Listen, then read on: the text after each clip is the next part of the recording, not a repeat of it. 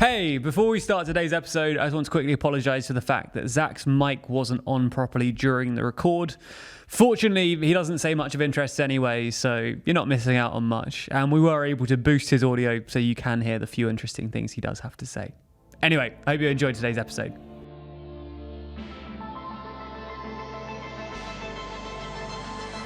Hello, and welcome to... The Big Rissue. The Big Rissue! Hey! We should clap more on this program. No, Why not? We're not American. Come on. Let's start. Are we going to do this? This can't start. I need Scarlett, whoever's editing, to add some applause when I say Big Rissue, and we just don't acknowledge it. Hello, and welcome back to the Big Rissue. I'll do a take without. Hello, and welcome to the Big Rissue, our podcast where we track the first 100 days of Rishi Sunak's premiership and find out if he's able to do anything that he wants to. I'm joined as always by Ben Blissett, TLDR UK's lead writer, and Zach Michaelis, our editor-in-chief. How are you both doing? Good? Yeah, very well. Feels like a little bit, since it's been three of us at least. Oh, Yeah. Right? Yeah, I know. It has. Oh, Amazing. I popped in slightly on Friday, but You left it them was- wanting more. yeah, you that's did. exactly what it was. You Yeah. came in the middle of a holiday. Your friend sat in reception. They thought you were just coming up to drop something off, and you did a podcast. It's Only a bit of a unbelievable. podcast. Okay, there Yes. might be a cameo in this episode. There could- Stay who tuned. knows? Yeah. Who could it be? Rory. Tony Blair? So, the first issue we need to discuss today, the thing that's facing Rishi Sunak this week, is the by-election in Chester. So, for anyone who's not familiar with this, pretend I know nothing about it. Pretend I only learned where Chester was half an hour ago. Tell me what's going on, Ben. Yeah, I'm sure I'm going to be able to suspend disbelief on that for this.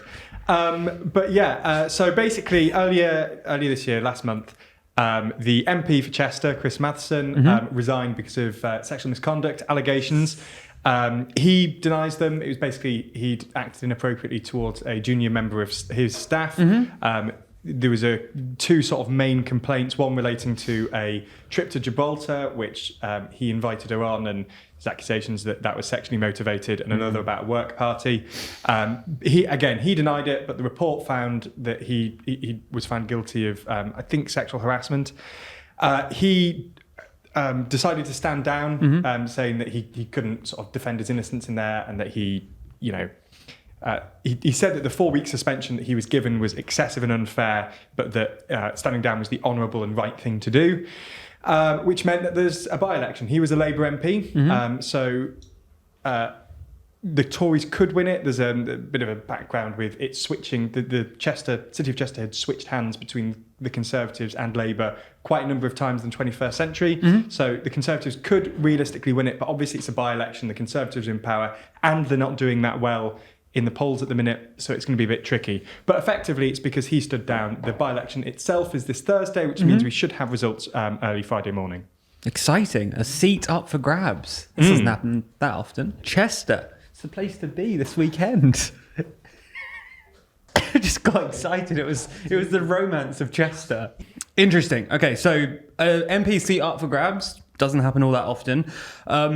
Who is likely to win here? Who's actually standing in the race, and who are the contenders? Yeah, so obviously Labour aren't fielding Chris Matheson again because he stood down. So Samantha Dixon is standing in for Labour. She was a former councillor, and she was elected by local members, so obviously member of the community. So then there's Liz Wardlaw, who is running for the Conservatives, and she was also a councillor. And then there's Rob Hurd for the Liberal Democrats, who is a Cheshire teacher and parish councillor.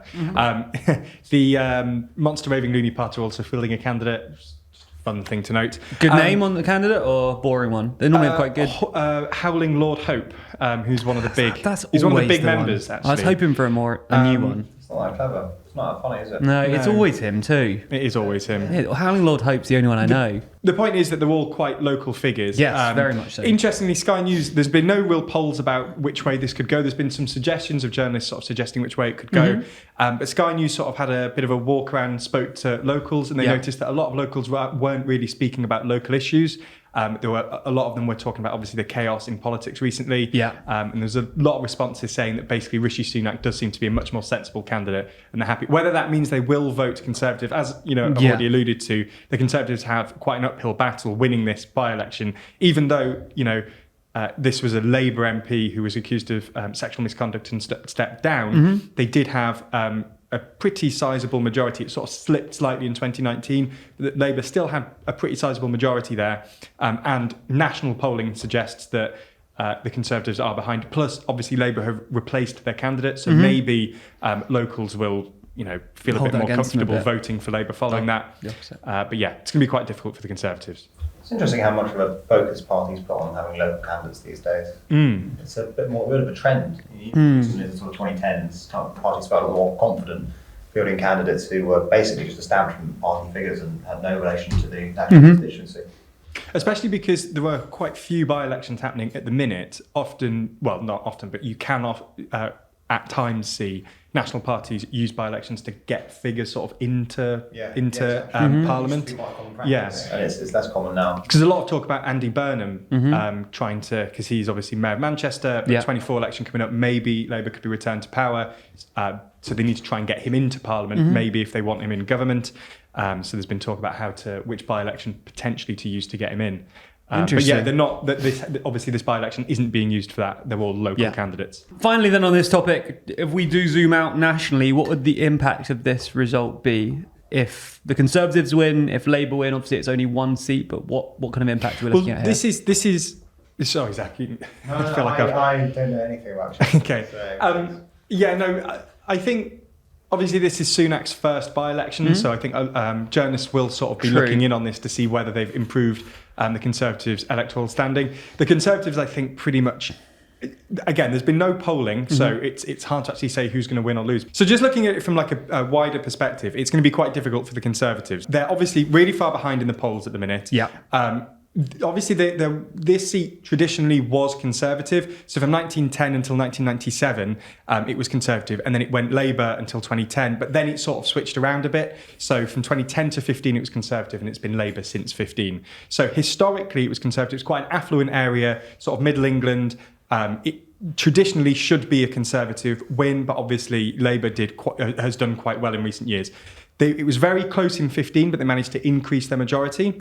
So the fact that they've maintained like a 15, 16 point lead suggests that it is more of a Labour area now. So the Conservatives on paper look like they're going to have a difficult job. But it all sort of depends how much focus the electorate there put on either national politics, and if they put it on national politics, it could go Labour, or on the actual scandal itself, and because it's a Labour MP involved in sexual misconduct, they might lend their vote to Conservatives, or maybe the Lib Dems. So if going back to the original question of what does this mean for national politics, in all honesty, probably not too much, but there will be some focus on the fact that it's Rishi Sunak's first, and it will just be used as an indicator for that. Yeah. Well, the expectations are very low, so it's one of those where he can't really lose that much. I mean, if he loses the by-election, that's what everyone expected. If he somehow, again, I don't really know what the odds are, but if he somehow wins it... But it depends if he's absolutely demolished and the Conservative vote share goes down by loads, then indication's going to be taken from that. But but basically, for the most part, the expectations are pretty low, so he can't lose that badly. Of course, unless he gets absolutely hammered. But Wait and see. Very, very exciting. By the end of the week, by the next episode, come on, Chester. better indication. We'll be live in Chester. Will we? Yeah. Cool. That's the first main issue that he's facing at the moment. Obviously, the by-election, some pressure. I mean, obviously, as you say, not the most high-pressure election we've ever seen. But at least it's an indicator. It's an indicator. It's his first moment like this in the spotlight. The other issue that he's facing at the moment is in relation to a speech that he gave last night. The speech was, where was it at? It was at Guildhall. And it was about Sunak's approach to China, what sort of stance he's going to take on that. I think the first thing to say here is that this isn't like a detailed policy statement in a meaningful sense.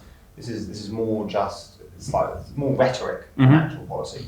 And so you'd be wary of inferring too much from this. But in it, I think the precise language that Sunak used, he said that he wanted to be strong on China, but was it strong pragmatism? Yeah, it was robust pragmatism. Robust pragmatism. So he wanted to be strong on China, but at the same time wanted his foreign policy to be guided by this robust pragmatism, which that's the sort of language I think I think it's definitely not the most hawkish sort of language that you've heard, especially from conservative politicians recently. I think Truss, for example, wouldn't have talked about pragmatism in the same context. And some conservative MPs have already come out to criticise him, saying he's been essentially too soft, or he's planning to be too soft on China. I think, was it Ian Duncan Smith? Yeah, Ian Duncan Smith. There was a few that sort of criticised him. Ian Duncan Smith was the biggest one, yeah. Anyone else?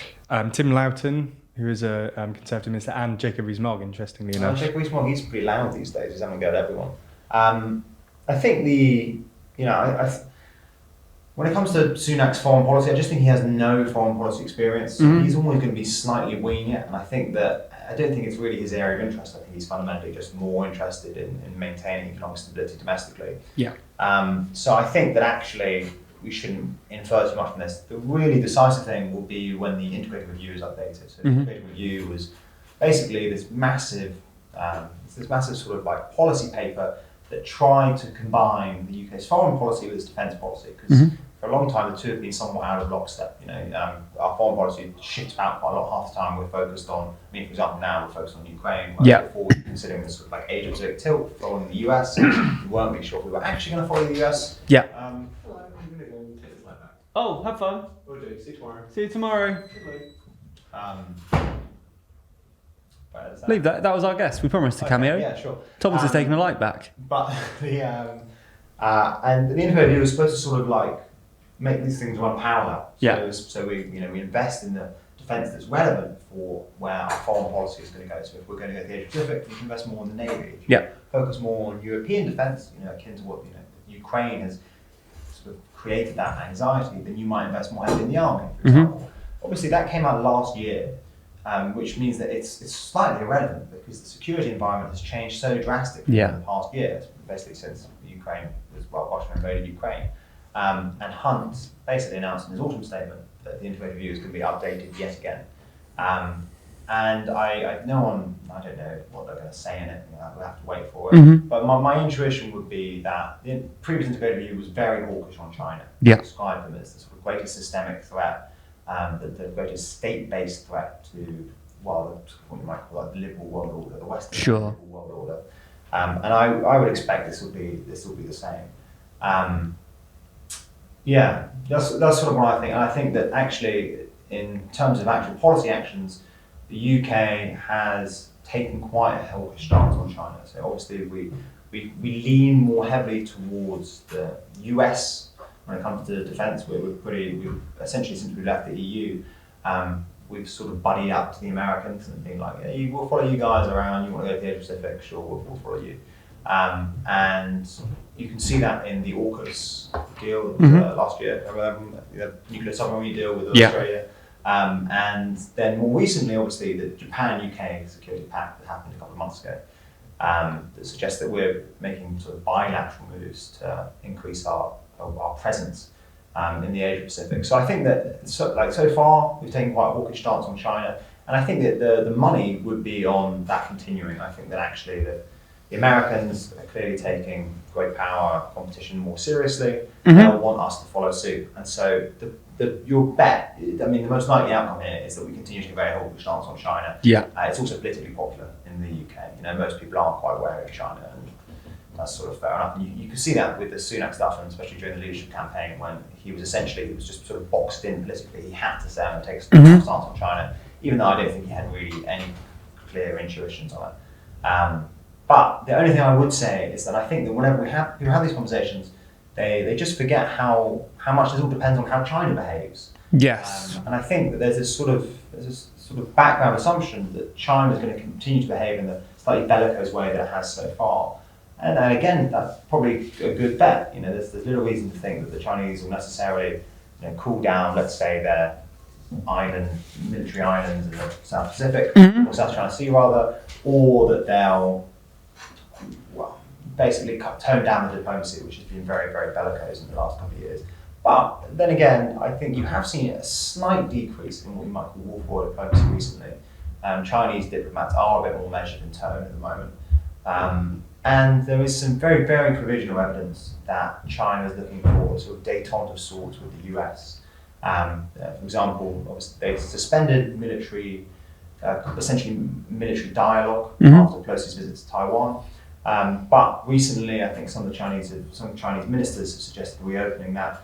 I think that people don't really think about this, but I think essentially people don't think that people just treat China as a static agent in this conversation, when actually you could see a change in policy from China. And I think that would really be the deciding. If China decides to take a sort of more dovish tone, all this sort of stuff, and go for a formal détente with the US, then that just takes all the momentum out of this sort of like Sino-centric anti-China foreign policy.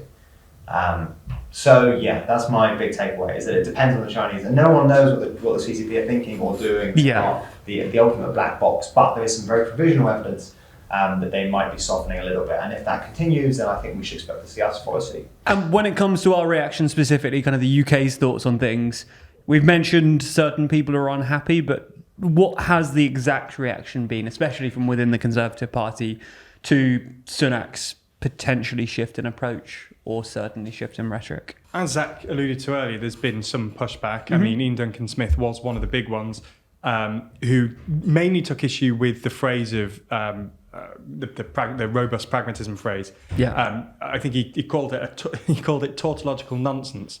Was I think his phrase. Basically, I think a lot of backbench Conservative MPs just think that he hasn't gone far enough and that he's not being hawkish enough with China. Jacob Rees-Mogg actually called out some specific instances in the last couple of years where we should have taken a harsher stance. And this was the same with Tim Loughton, was just calling in the ambassador to sort of tell them off whenever China did anything. Have we not been doing that? Is that? No, he's saying that that's not enough. He's saying that that's what we do, that is our response, and that's not good enough. So Jacob Rees-Mogg was saying that, I wonder what effect calling the ambassador in has, and whether more doesn't need to be done urgently that actually has an effect on the Chinese operation in the UK. Should we not look at expelling diplomats to take tougher action in international forums where Chinese interests are at stake, to do things that the Chinese would not want us to do, like improving our relationship with Taiwan or inviting the Dalai Lama on a formal visit by the British government, that we're not a pushover, we're not going to support the communist running dogs. So he's basically just saying that, we should take a tougher line. And I think that there are a number of backbench MPs that probably share that opinion. Interestingly, obviously, Jacob Rees-Mogg is of the sort of Brexiteer contingent of the Conservative Party. Tim Loughton also was, voted Brexit and was quite a big Brexiteer. That faction of the Conservative Party seems to be a little bit against Sunak's speech. It's also worth noting that a couple of cabinet members are conspicuously hawkish on China. So Tom Tugendhat, for example, has been pushing, obviously he's generally quite hawkish on China, but for example, he's been pushing Sunak to close down the 30 or so Confucius Institutes in the UK. Confucius Institutes are sort of like the sort of Chinese equivalent of an NGO. They're like they're cultural centres, but sometimes they're accused of essentially being sort of covert propaganda institutes. So the claim there is that while they're nominally about like teaching Chinese language and stuff, when they're talking about teaching Chinese culture, they're also sort of passively trying to indoctrinate or propagandize. Sure. And obviously the other one is Ben Wallace, who not Ben Wallace, who's the other bloke? Johnny Mercer. Yeah. Who's also pretty hawkish on China. So I think that the cabinet some of the cabinet are pretty hawkish on China. I think all of this in the end, it's just a symptom of that wider problem that Sunak has, is that both within the wider parliamentary party and his cabinet, there just is not consensus. It's not anything. And this is like another instance of there not being consensus. Yeah. Various members of cabinet will be upset with even any mention of pragmatism, and various members will be upset with all this chat about how they're a great strategic rival and the big threat to the liberal world order. There just isn't consensus on this issue. And it's another thing that Sunak's going to struggle with. I can't really see a way out of it for him. I think this is exactly what we're going to see until 2024, which is that Sunak will come out with a policy and there'll be constant Conservative MPs coming out in the press saying they don't like it. Because the Conservative, as you say, the Conservative Party is just factional at the minute. There is no united, cohesive party, and anything that Sunak does will elicit outrage from some faction of the backbenchers. That really is the big issue that he's facing. That is the meta issue. Universal issue. Yeah. With that, we will join you again later in the week. Well, I won't be here, but you guys will be. To discuss what happens in Cheshire, I guess. I'm in Chester, but good. Yeah. Cheers, Jack. Call back. Thank you very much. Call back something that Thank was you for your cut. excellent hosting today, Jack. I think it's been award-winning. I think I should be nominated for something in the TLDR Awards for this. It's been a real barnstormer of an episode.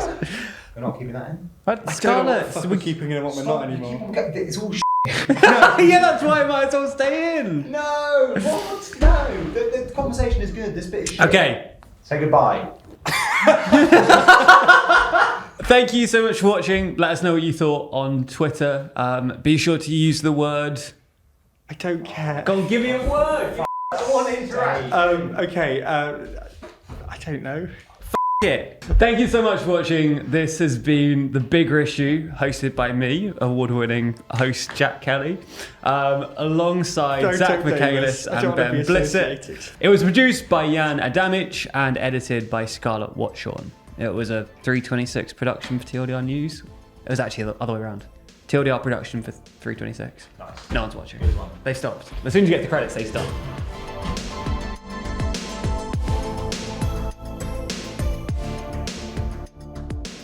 And a parish councillor. So,